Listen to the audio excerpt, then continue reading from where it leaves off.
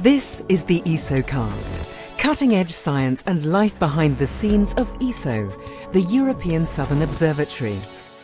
Exploring the ultimate frontier with our host Dr. J, aka Dr. Joe Liske. Hello and welcome to this special episode of the ESOcast. Leading up to ESO's 50th anniversary in October 2012, we will showcase 8 special features portraying ESO's first 50 years of exploring the southern sky.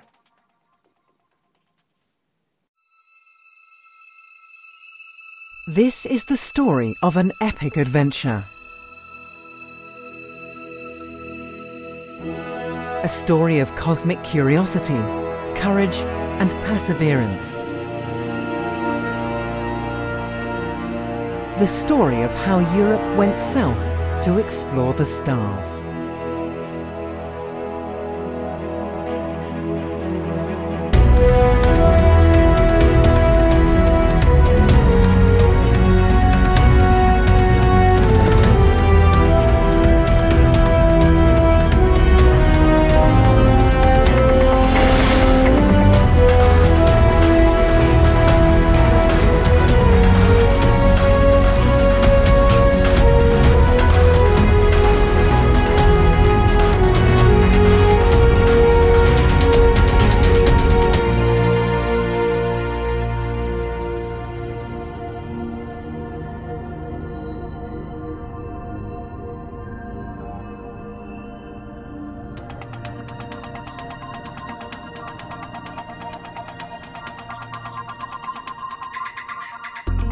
Welcome to ESO, the European Southern Observatory.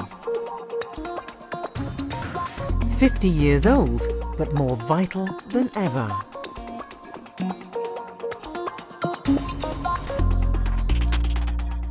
ESO is Europe's portal to the stars.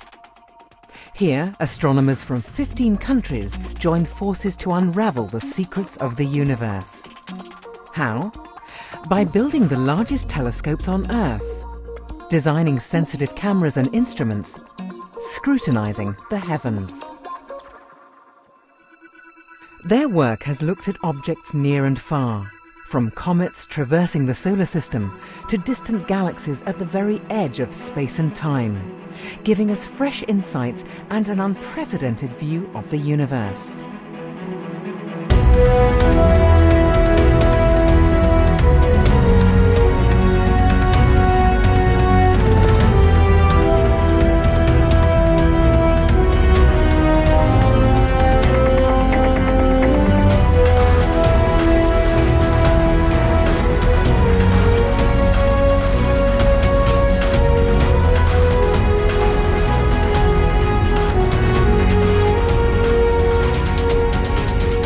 A universe of deep mysteries and hidden secrets, and staggering beauty.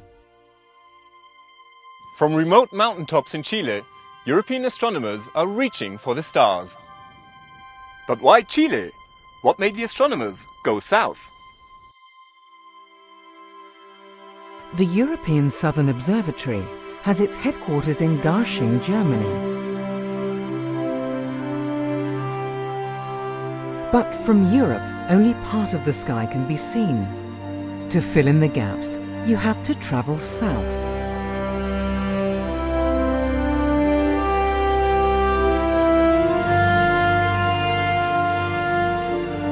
For many centuries, maps of the southern sky showed extensive blank areas, the terra incognita of the heavens. 1595. For the first time, Dutch traders set sail to the East Indies.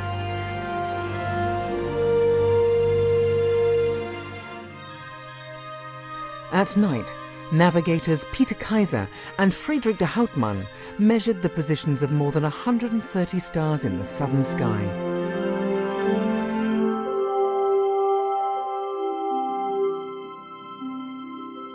Soon, celestial globes and maps showed 12 new constellations, none of which had ever been seen before by any European. The British were the first to construct a permanent astronomical outpost in the southern hemisphere. The Royal Observatory at the Cape of Good Hope was founded in 1820. Not much later, John Herschel built his own private observatory close to South Africa's famous Table Mountain. What a view! Dark skies, bright clusters, and star clouds high overhead. Little wonder that Harvard, Yale and Leiden observatories followed suit with their own southern stations. But the exploration of the southern sky still took lots of courage, passion and perseverance.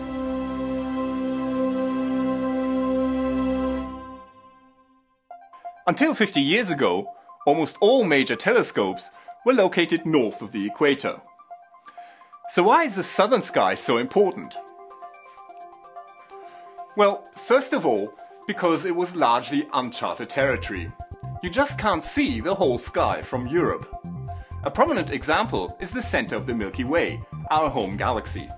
It can hardly be seen from the northern hemisphere, but from the south it passes high overhead.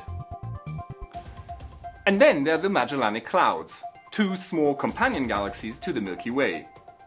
Invisible from the north, but very conspicuous if you're south of the equator. And then finally, European astronomers were hindered by light pollution and poor weather. Going south would solve most of their problems. A scenic boat trip in the Netherlands, June 1953. It was here on the IJsselmeer that the German-American astronomer Walter Baade and the Dutch astronomer Jan Oort told colleagues about their plan for a European observatory in the southern hemisphere. Individually, no one European country could compete with the United States. But together, they might. 7 months later, 12 astronomers from 6 countries gathered here, in the stately Senate room of Leiden University. They signed a statement expressing the desire to establish a European observatory in South Africa. This paved the way for the birth of ESO. But hang on, South Africa? Well, it made sense, of course. South Africa already had the Cape Observatory and, after 1909, the Transvaal Observatory in Johannesburg. Leiden Observatory had its own southern station in Hartbeespoort. In 1955, astronomers set up test equipment to find the best possible spot for a big telescope. Zeekoegat in the Great Karoo or Tafelkopje near Bloemfontein. But the weather was not all that favourable. Around 1960, the focus shifted to the rugged landscape of northern Chile. American astronomers were also planning their own Southern Hemisphere observatory here. Harsh horseback expeditions revealed much better conditions than in South Africa. In 1963, the die was cast. Chile it would be. 6 months later, Cerro La Silla was picked as the future site of the European Southern Observatory. ESO was no longer a distant dream. In the end, 5 European countries signed the ESO Convention on the 5th of October 1962, the official birthday of the European Southern Observatory. Belgium, Germany, France, the Netherlands and Sweden were firmly committed to jointly reach for the southern stars. La Silla and its surroundings were bought from the Chilean government. A road was built in the middle of nowhere. ESO's first telescope took shape at a steel company in Rotterdam. And in December 1966, the European Southern Observatory opened its first eye on the sky. Europe had embarked on a grand voyage of cosmic discovery.